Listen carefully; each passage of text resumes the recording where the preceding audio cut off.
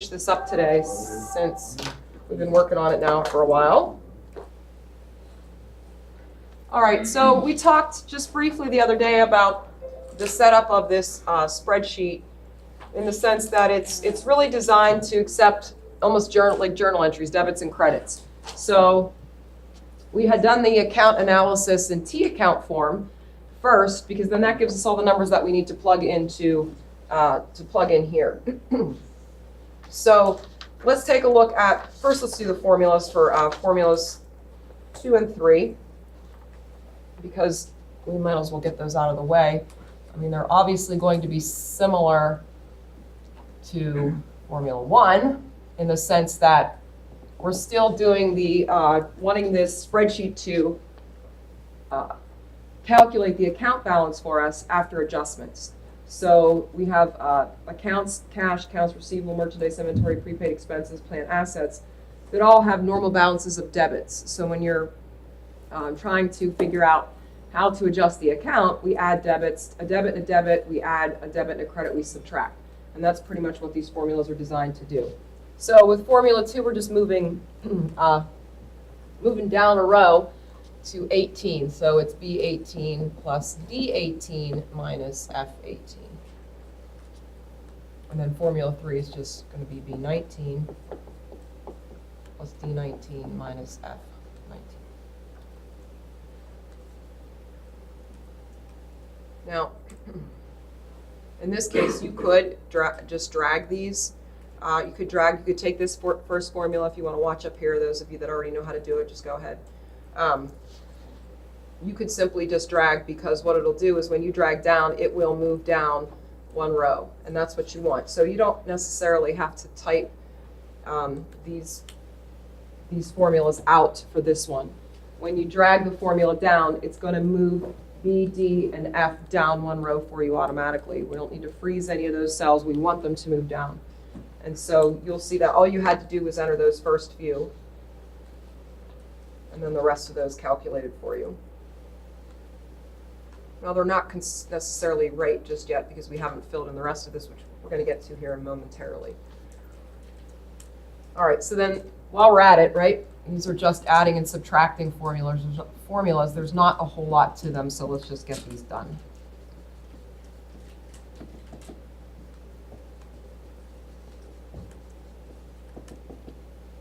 So with formulas 4, 5, and 6, now we're dealing with accounts that have normal balances of credits. So accumulated depreciation, accounts payable, salaries payable, the rest of those all have normal balances of credits.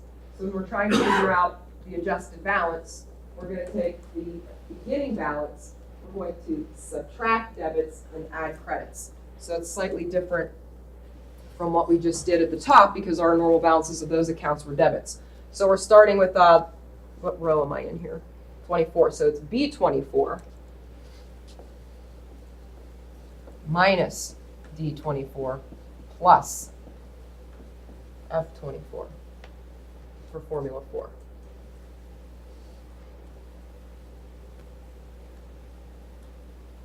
And I don't have anything in those columns right now, so and we're just going to move down a row for each of these.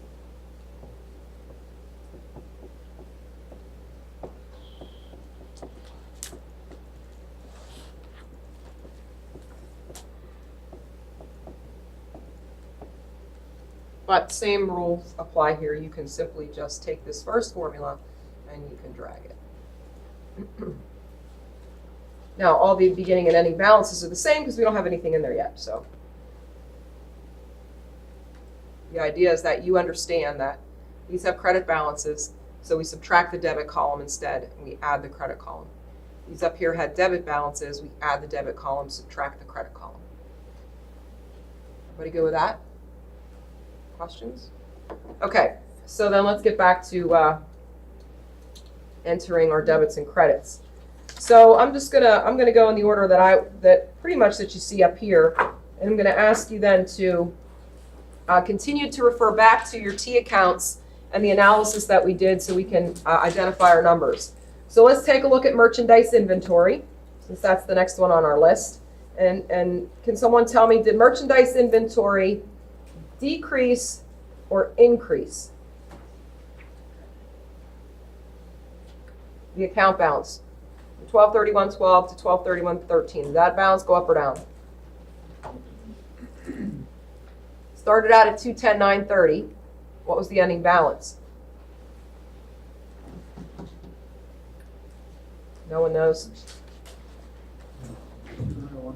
200,100, right? So it went down. By how much did it decrease? 10,830. So we did what to that account to decrease it, debit or credit? Credit. So I'm going to come over here, and in this column here, I'm going to just label this transaction C. That way I can find the other half of it if I need to. That's the only reason I'm labeling those. They don't necessarily correspond to anything in the problem. I'm just trying to have an A and an A and a B and a B and a C and a C so they match up. So when I enter this 10,830 as a credit, hopefully, and yes, my balance does change, right, down to 200,100. So this is still a current asset. So what is this an adjustment to? Operating, investing, or financing activities? Operating, right. So I already have a credit here. And what was the treatment for a decrease in an asset? Did we add or subtract it to net income? We labeled it O what? O plus. So it's an increase. All right. So I'm going to come back down here under my operating activities section, and I'm going to identify this as a decrease in merchandise inventory. Okay. And because I've already credited merchandise inventory, this is going to get entered in my debit column. Okay. So I have an opposing debit to the credit. Now what I want you to notice too is, look here, as I'm entering these, there is a formula built into this statement of cash flows. So it's taking my debits and credits and it's netting them together. And that section, and we haven't entered it yet, but that section, we're going to add our net income in here as well, because remember, my adjustments are to net income. And so I don't have net income listed there yet, but we will eventually. When we get down to retained earnings, when we address retained earnings, I'll insert net income there as well. So this is going to, these numbers over here, this 1,795 is the start of the net values of each section. Operating activities, we haven't entered anything in investing and financing, but you'll see there are zeros here. There are formulas built in to take the debit and credits in those columns and net them together. Okay, so prepaid expenses, what happened there? Did prepaid expenses increase or decrease from 2012 to 2013? Increase by how much? 525? Okay, so I'm going to label this D for no other reason than it's just next in line, and D comes after C in the alphabet.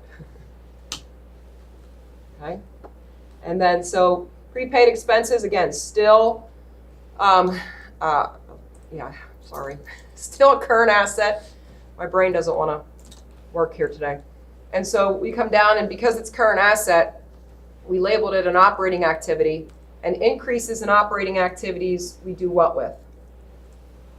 We subtract from operating the operating activity, subtract it from net income. So I already have a debit here. So I'm going to come down here, and I'm going to label this. This is an increase in prepaid expenses. And I'm going to go over to the credit column because I already have a debit. I need an opposing credit here. And what will happen is this credit will actually reduce. See how my number just went down there? My net amount went from 1,700 and something down to 1,270 because that reduces net income. Okay, and this spreadsheet is set up to do that.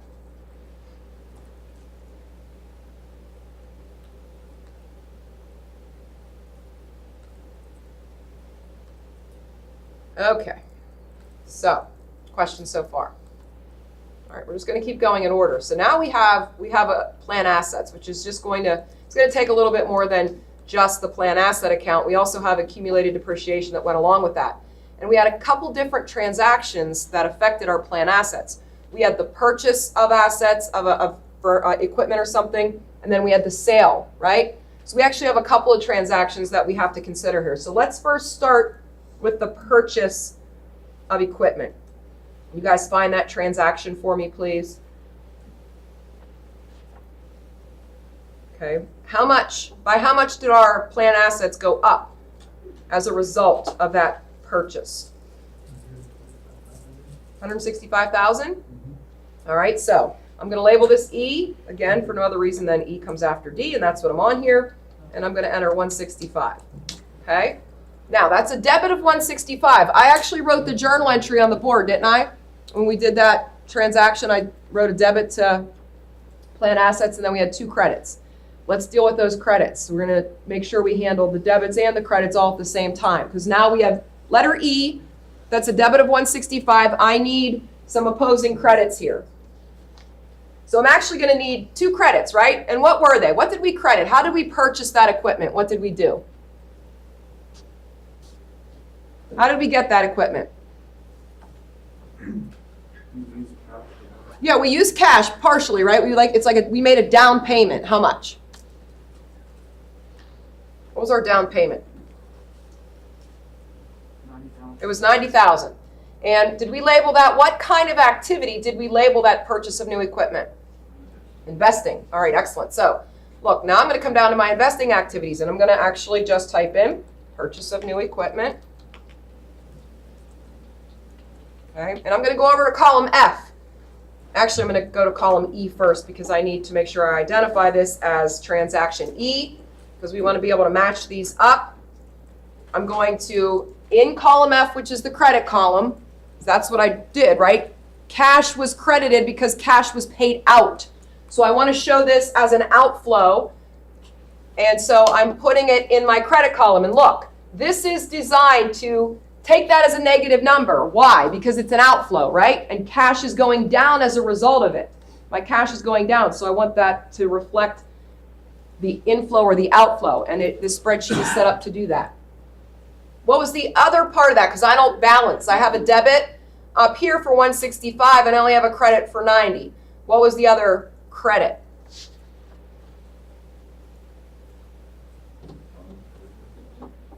Yeah, so we have to come down here. Now this is going to seem a little odd. So I'm like, this is my non-cash investing and financing activities, right?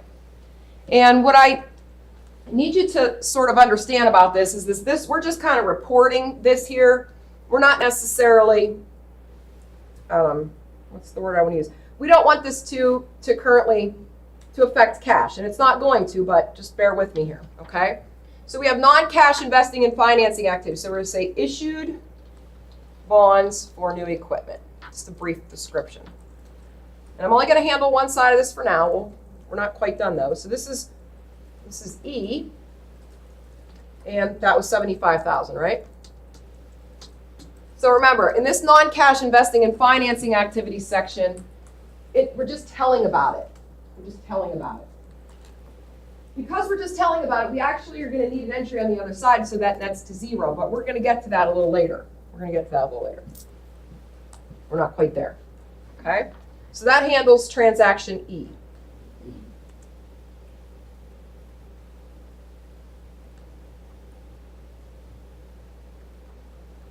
For now, we're not quite finished. All right. What else? What other account? Because that was just me talking about it there. Issued bonds for new equipment, 75,000. What other account was affected by that transaction that I haven't addressed yet? Think of it. What was the journal entry? We debited plan assets for 165, credited cash. What else did I credit? I credited bonds payable. So look, I'm going to come up to bonds payable, okay? And in bonds payable, I'm going to come over here and I'm going to label this transaction E as well. And I'm going to enter 75 because if you look at the T account for bonds payable, that's what we did. That's what we did. You see, this transaction affected 2 non-cash activities. So I need it to be addressed in more than one area. So that's a credit. I need a debit. I need a debit to go along with that. The debit that goes along with this account that affects bond payable is I'm going to come down here. And again, this is going to seem a little odd, Okay, but in column C, I'm also going to put letter E, and here's my opposing debit. Nope, wrong place. Oh my goodness, not there. Don't put that there. Good grief. Down here, sorry. Under non-cash investing and financing activities, I'm going to enter the 75 there as well. So that can get a little confusing, but what I want to happen down here is this transaction did not change my cash at all in the current period. So I need these two to net against each other because all I'm doing is talking about it. Their opposing debits and credits are reflected in changes in other accounts. Okay, so we had to address it in more than one place. Part of this is the equipment, the effect on equipment, and part of this is the effect on the bond payable. So you have to kind of look at it that way. Two accounts were affected by that $75,000. The $165,000 of equipment, part of that is the $75,000, and then the fact that we have now this debt that we're going to have to pay back later. Bonds payable was affected as well. So equipment and bonds payable were both affected. And so these two have to cancel each other out in this section because really what we're doing is just reporting that in the future, this is going to require a cash outflow for the repayment of those bonds. That part can get a little tricky. All right, so what am I on? I'm on F, right? Well, the other account that went along with that, now we're done up here, okay? We're done up here for now anyway. So the other part that went along with that is we had the sale of a plant asset, right? So let's take a look at that journal entry. I wrote it on the board. We'll start with the debits. What did we debit first when we sold that plant asset? Cash, right? And how much cash did we get? And what did I label that? Investment and a plus or minus? Plus. Okay, so let's go down to investing activities and let's put sale of old equipment. So we purchased new equipment. Now we're selling some old equipment. So this is going to be transaction F, just to keep things organized. And you just told me I got $8,000. And I literally debited cash for $8,000, right? So that's what I'm doing here. This column D is my debit column. If you want to scroll to the top and make sure, column D is my debit column. So I'm actually, no, okay, got the wrong number there. 8,000, all right? So notice what happens. Look at my net number. Look, I had $90,000 of cash paid out to buy new equipment, but then I sold old equipment and I got $8,000. That is a net cash outflow of $82,000. See how that's netting against, those two are netting against one another for me.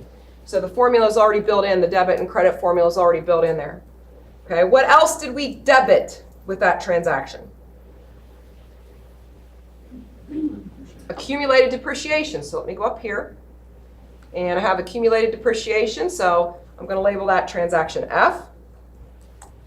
Okay, I'm going to debit accumulated depreciation for $79.50. Now notice what happens to my accumulated depreciation balance. It should go down, and it does, because accumulated depreciation has a normal balance of a credit. When you get rid of an asset, you're removing a portion of depreciation from that account, so that account should decrease. And since we entered the formula in there correctly, right, over here, these formulas here, then all is well over there in my account balance column, okay?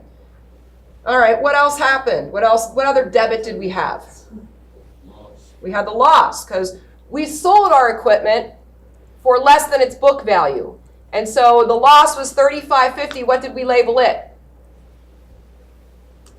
What kind of activity? Operating. And losses we do what with? Add or subtract? Add. So we come here under operating activity, and this is loss on sale of equipment. And again, in the journal entry that I put on the board, I debited loss, so I'm going to do the same thing here. This is transaction F, $35.50, okay?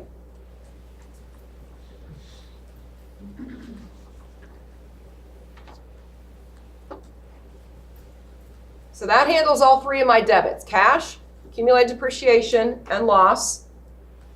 What am I crediting? What did I credit in that journal entry? Prepaid or plant assets. Yeah, sorry, not prepaid. Plant assets, right? So look, I'm going to come up here to plant assets because right now my account balance is not correct. If you look at our T account, we had to remove the value, the cost of the equipment from that account. So this was also transaction F. And what did I credit plant assets for? 19.5. So when I do that, notice what happens to my plant asset account. It is now 460,500, which is correct.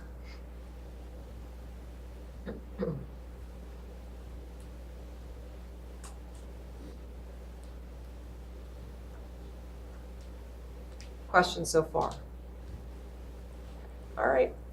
So then we're done with that. We're done with those two journal entries, okay? And so now we come down to accumulated depreciation. We're not quite done with that yet, but again, we'll address that. Well, I want to do that now. Let's address that now because we still have to account for the fact that accumulated depreciation changed. Again, still, we don't have the credit there. So accumulated depreciation decreased, but it also increased. What did it increase by? What was the amount? Did a journal entry to record the amount of what? Anybody? By what value did depreciation, accumulated depreciation, also change? We had a credit there for how much? 46,500. What was that? Who remembers what that number represented? Depreciation expense. Very good. So, in accumulated depreciation, I also have to account for the fact that there's a credit to that account. So we'll label that transaction G, and that account increased by 46.5. That changed the balance to 128,550, which is correct. Now, Greg just told me that it was depreciation expense. And what type of activity does depreciation expense fall under? Operating, investing, or financing? It's operating. And what do we do with it? Add it or subtract it? We add it because it is a non-cash activity. Let me put the word expense in there. It is a non-cash transaction. Therefore, we must add it back. So it's going to get added back. Therefore, we're going to put it down here. We're going to put it in the debit column because it gets added back to cash. And notice, folks, look, this number right here, 51,320, is what it is now, is the result of all my debits added up minus all my credits that are in there so far. This is reflective of how much cash that I have coming in or going out. And what I'm doing is I'm adjusting net income. You don't see the word net income there. I'm going to add that. But we're ultimately adjusting net income here.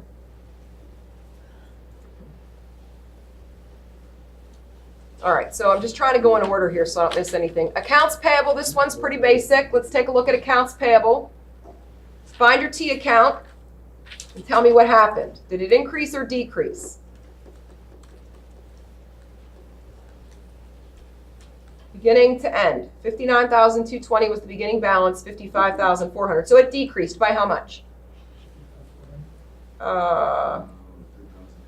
Okay, good. Yeah, 3,820. Does that sound right? E, F, G, H. Okay, I'm on transaction H, right?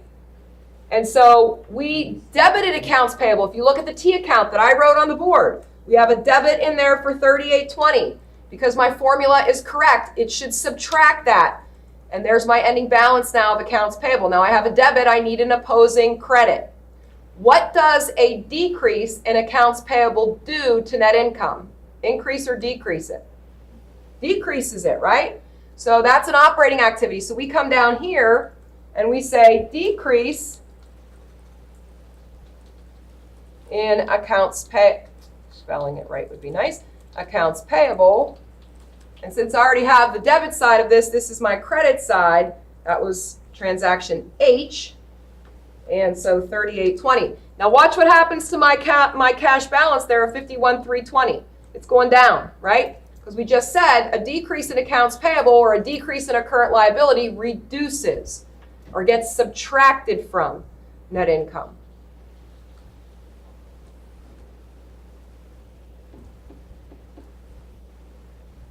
Okay, so far so good. All right, next one would be, where am I at here? Salaries payable.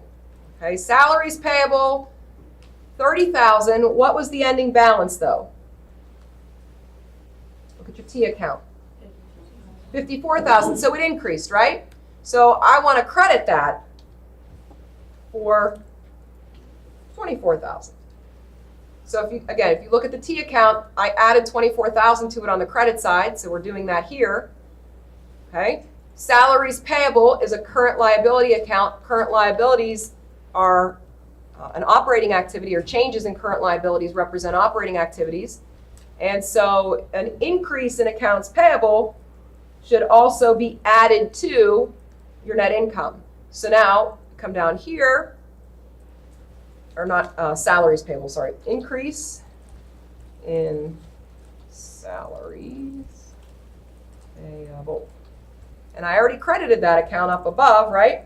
So this is a debit here because a debit will increase or add to my, I don't know where that number came from, add to my balance of 47,500. So now I'm adding 24,000, and that is going up, just like it says it was supposed to. The rules say. Okay. Questions so far? I hope you guys see why I took the time to do the T accounts. Because this is really, I think this is hard to do, and it's hard for me to explain it to you, I think, without the T accounts. I don't know. Just been sort of my experience that I think it's easier to just do it this way.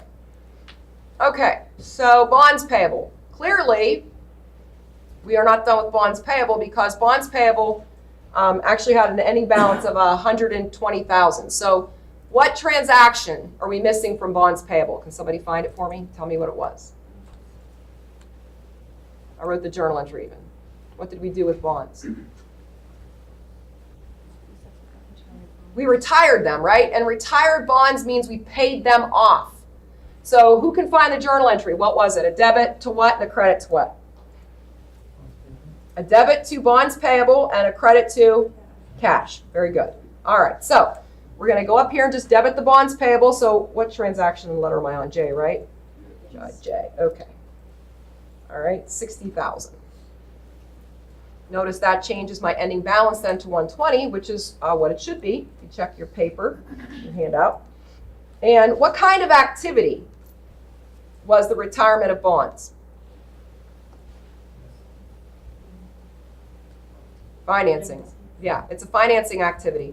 Because think about it. Why do I sell bonds? To finance, what I'm doing is I'm borrowing money from investors, right? Notes payable is a loan, borrowing money from the bank. Bonds payable, still borrowing money, but I'm borrowing from investors. So that's a finance, that's how I'm financing a project or something like that. So we're going to say retired, bonds payable, and you need to know that retired in accounting means no, you don't ever have to work again. Unfortunately, it does not mean that. It means that you're paying something off. So this was transaction J. Since I debited bonds payable, I need a credit. Now think about it. If I retired my bonds, I paid out cash, right? And so in order to reduce cash, I would credit cash, which is why this is going in the credit column. And when I enter it, my net value will be a negative 60,000. See here? I got a negative 60 because that's an outflow of cash, not an inflow.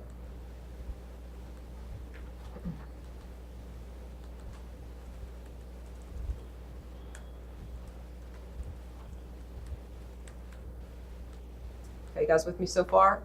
Okay. All right. So next account, common stock, started at 210, did not end at 210, ended at like 240, I think it was. So what transaction did we have that affected our common stock and additional paid in capital balances? Yeah, we issued. And what's issued mean in accounting? Sold. So we got cash, right? So find that transaction. I debited cash for how much? 40,500, and I labeled that what kind of activity? Because again, why else do you issue stocks? To raise funds to finance some kind of activity. So it's a financing activity. So this will go under sale of common stock. And we debited cash, didn't we? So I'm on K, right? Transaction K. So I'm going to enter cash was debited, so I'm going to put it in the debit column down here under financing activities. So keep in mind that these activities sections down here, operating investing activities, are really your cash analysis. Debits increase cash, credits decrease cash. That's really what that is. It's explaining all of the different things that made your cash account change throughout the year. So it's really just a broken down analysis of cash by activity. That's really what it is. So 40,500, notice what's going to happen to my net cash balance. It was a negative 60, but now it's only going to be a negative 19.5, right? Because I did get some cash through the sale. The two accounts that get credited in that transaction, common stock and paid in capital, right? So we credited common stock for 30, right? Okay, 30,000. And that's going to give me the correct ending balance in that account. And then right below it, still transaction K, right? That was all one journal entry. The difference or the rest went in additional paid in capital, and that was for 10.5. So then my additional paid in capital account jumps up to 33,000, and that addresses transaction K. We are almost done. Woohoo! Gotta celebrate the little things, right? All right, so retained earnings. Look at your retained earnings account. I drew the T account on the board. We had two different types of activities, transactions, whatever you want to call them, that affected retained earnings. What were they? What were the two things?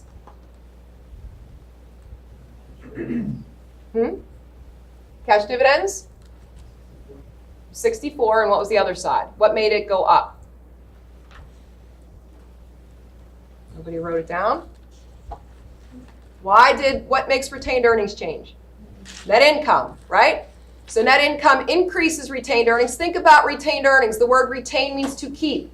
So it's the earnings that the company keeps. What represents your earnings is your net income, right? So you add your net income. What you don't keep are dividends. That's what you distribute in the form of cash. And so when we net those two together, it represents the change in our retained earnings account balance. So let's deal with, let's just talk about the debit to retained earnings first. What did we debit retained earnings for? Jake, you already said it was 64, right? All right, so where am I? H-I-J-K, am I on L? Okay.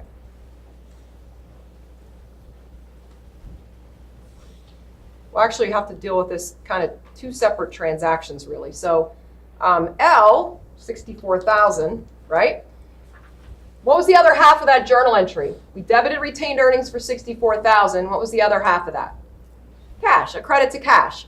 So cash goes down when I pay a dividend, right? What kind of activity are dividends? Are they financing, investing, or operating? What did we label that? Well, if you think about it, a dividend goes along with common stock, doesn't it? Yeah, so we're going to put it under financing. So this is, and I know your book said declaration, but I said that really should say payment, right? Because declaration and payment don't always, most likely don't happen on the same day. The declaration, and really what that means is I am going to pay a dividend. When a company announces that, they never pay it on the same day. So I prefer to call that a payment. I think that, again, that's just a wording issue, but I prefer it to say payment, not declaration. So when we pay dividends, what happens to our cash? It decreases. So we're going to, and we credited cash, didn't we? So again, we're trying to explain the effects on cash. Cash is going to go down. I make cash go down with a credit. And there goes my cash down, another 64,000, jumping my overall financing activities to an outflow, a net outflow of 83,500. Okay. All right, so that's part of that change there in retained earnings. The other change you already told me was net income. Okay, so let's do it this way. Retained earnings went up by the amount of net income, H-I-J-K-L-M, right? So this is transaction M, and net income was given. It was 121,610. Okay, so when I enter that, my retained earnings account does go to the correct balance of 229,510. Okay, and net income belongs under what activity section? Operating. Very good. So I'm just going to come down here and I'm just going to type in net income. And if you think about it, net income was what we were adjusting with all these numbers here. So instead of listing net income first, I actually end up listing it last. Okay, and since I credited retained earnings, I got to come down here and I got to debit net income for 121,610. And what happens is is you get the net change over here is 193, 110.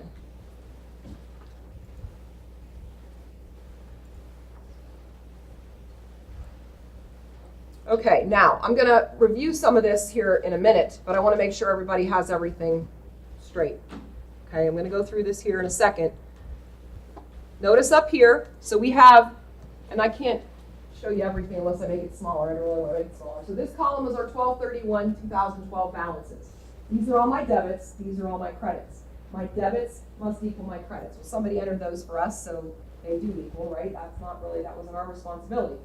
Then we had our debits and our credit adjustments to those accounts. We identified what changes occurred in each account. This column is my 12/31/2013 column. After my adjustments, my debits must still equal my credits. They do, right? So we must have done something correctly. Yes? Everybody see that? Okay. Perfect. So that's good.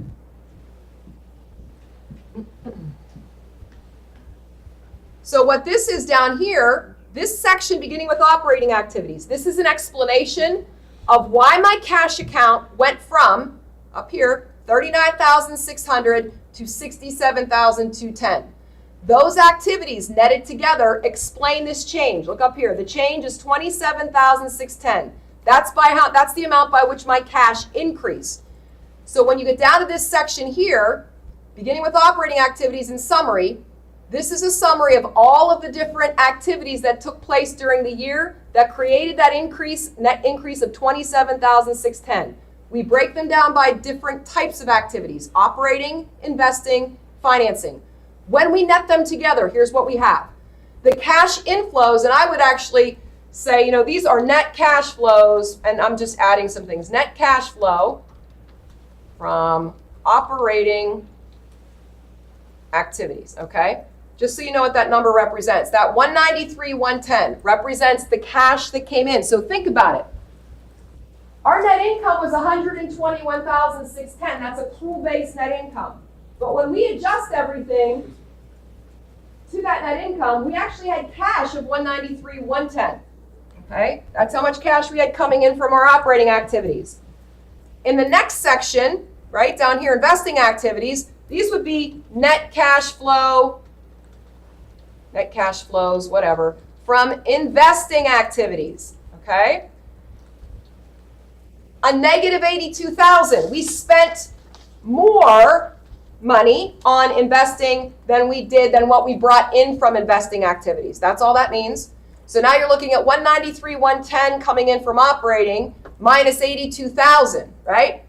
Then we have our financing activities, and clearly we have another outflow here. So these are net cash flows, and they can be negative, and they are. Net cash flows from financing activities, right? A negative 83.5. In other words, we spent more cash on these kinds of activities than we had coming in.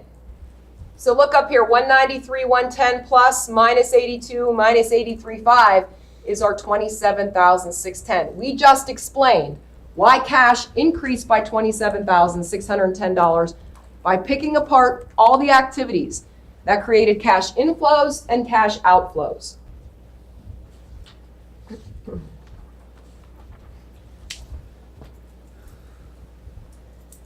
Now, you would not give this Excel spreadsheet to someone outside your company. They would have no idea what it would mean.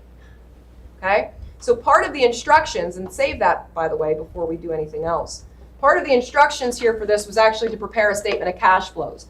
So let's do that with all these numbers so that we know what the actual financial statement that somebody would be looking at outside of our company. We're going to use this data to help us do that. And actually, we're going to use these summary sections. So put it in a notebook. You can type it in Excel. I don't care where you put it. But you don't have to turn this in to me. This is for your benefit, really. If you want to just add a tab down here, add another worksheet, and do it in Excel, I don't care. If you want to handwrite it, I don't care. If you want to type it in Word, I don't care. Put it wherever you want. I just want to make sure we know what it looks like. Because when people outside of your company look at the statement of cash flows, they are going to need you to explain to them why net income, if net income went up by, in this example, $121,600 and some dollars, why your cash only went up by 27,000. Okay? All right, so just like with any financial statement, you need a proper heading. I didn't center that very well, did I? Oh well. And for the year ended,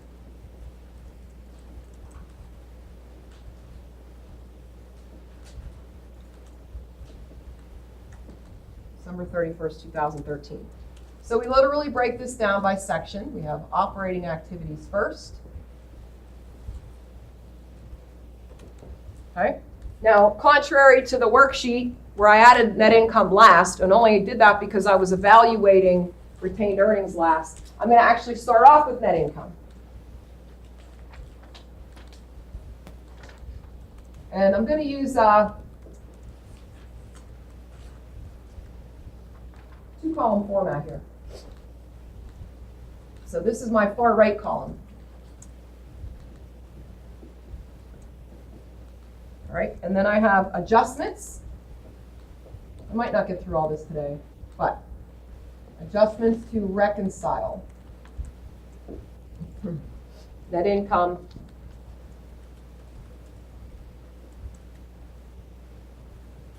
to cash provided by, this is long, operating activities. So if you think about it, we're identifying the cash that actually either came in or went out for activities related to day-to-day operations. Okay? So,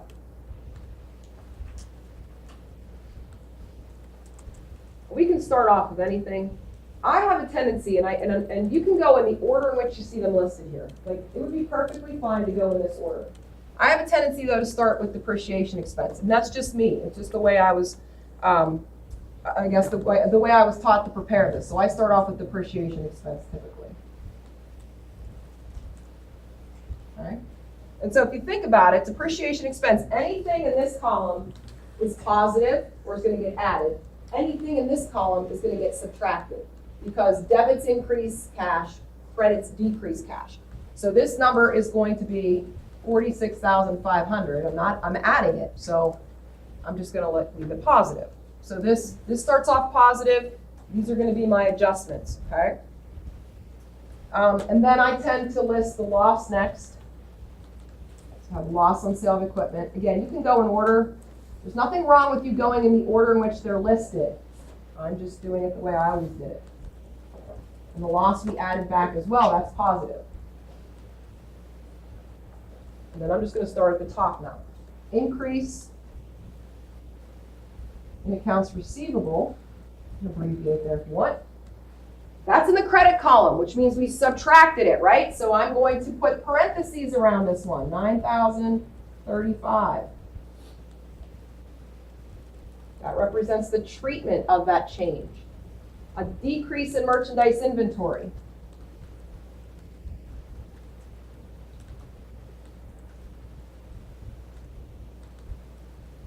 That is in the debit column, so we add that.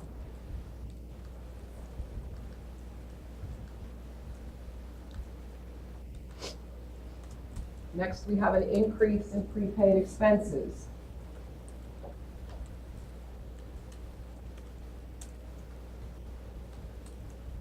Okay. And notice those are in the credit, so we subtract.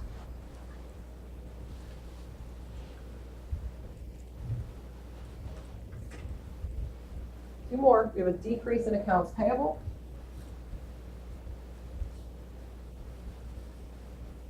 And that's in the credit column, so that gets subtracted as well.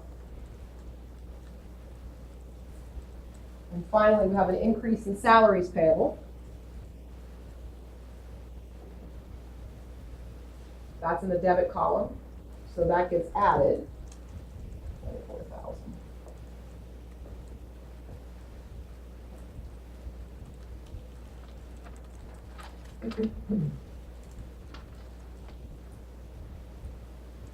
So what I like to do here is draw a line and do this math right here, okay? Because then I'm going to put this amount, the net of these over here, which just for time's sake, because I'm we're pretty much out of time here. For time's sake, I will tell you it's 71,500. And it's a positive number, so because I have obviously more positives than negatives, or higher value of positives than negatives. So 121,610 plus 71,500 is 193,110. You can check my math, but it works. And we're going to call this net cash flows provided by operating activities.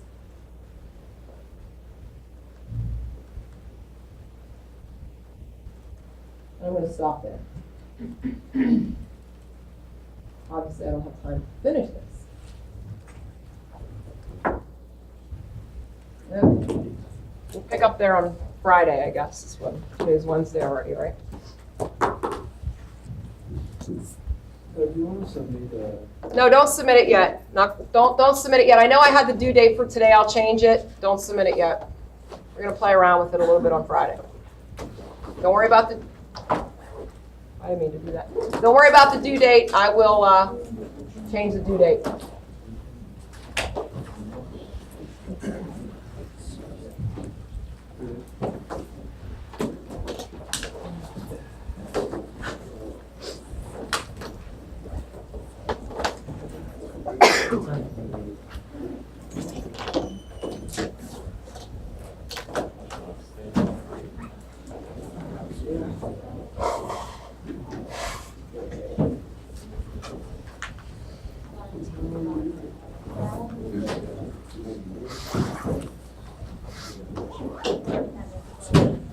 You'll be getting an email from. I already did.